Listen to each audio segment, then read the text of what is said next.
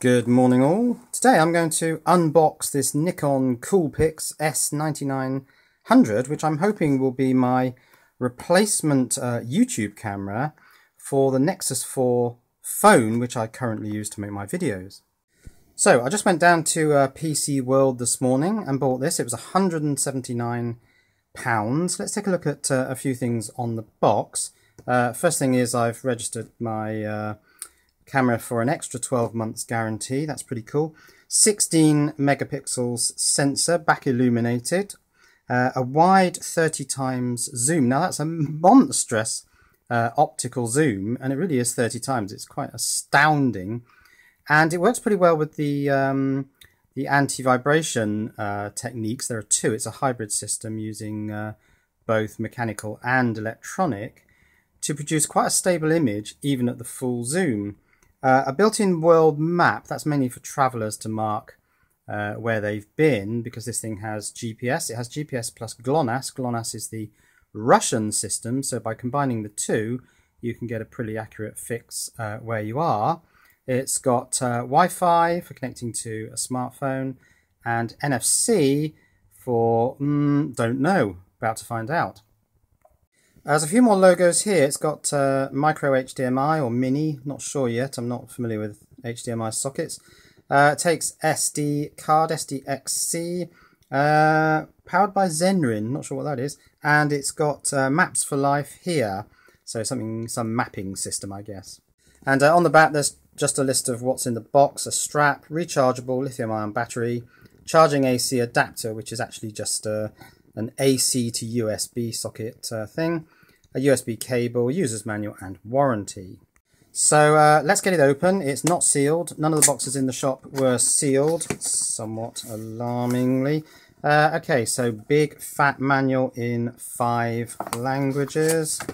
Cameras there, come back to that in just a moment.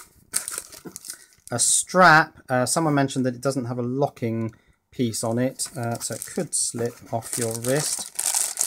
The really annoying, this must be very annoying for manufacturers of products, the UK's plug system, which is probably the biggest plug in the world. This converts the US pins on the adapter to a UK.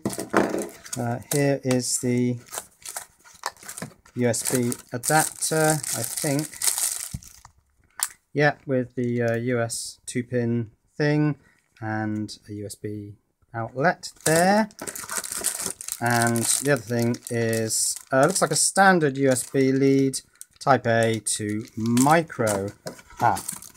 Just one last thing, the battery, let's take that out of its bag, is 3.7 volts, 1050 milliamp hours, and 3.9 watt hours. It's got a hologram thing on there, plus, minus, and T, what might that be? A temperature sensor, do we think? Yes, probably.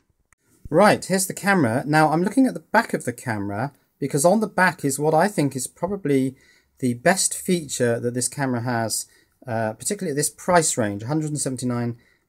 It has a 3-inch fully articulating LCD screen. It turns 180 that way, 90 that way, bends and tips, and does all sorts of interesting articulations. Of course, when it closes, it's protected, but you can articulate it round and close it so that it becomes a rear panel screen, like a lot of these cameras have. So let's put the battery in and take a look at this crazy zoom. It looks like it goes in like that.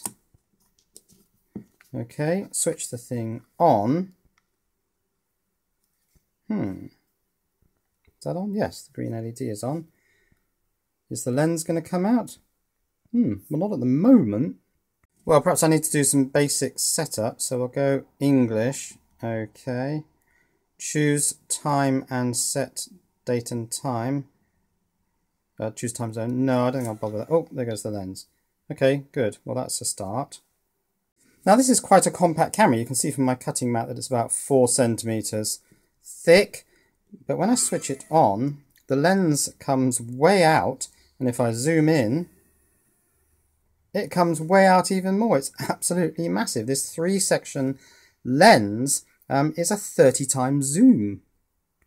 So you can see here that I'm looking at my neighbour's TV aerial. It's actually quite difficult to track it because the image stabilization system is trying to hold it in the center of the frame, and it's kind of moving around independently of what I'm trying to do. But I'm just going to zoom out.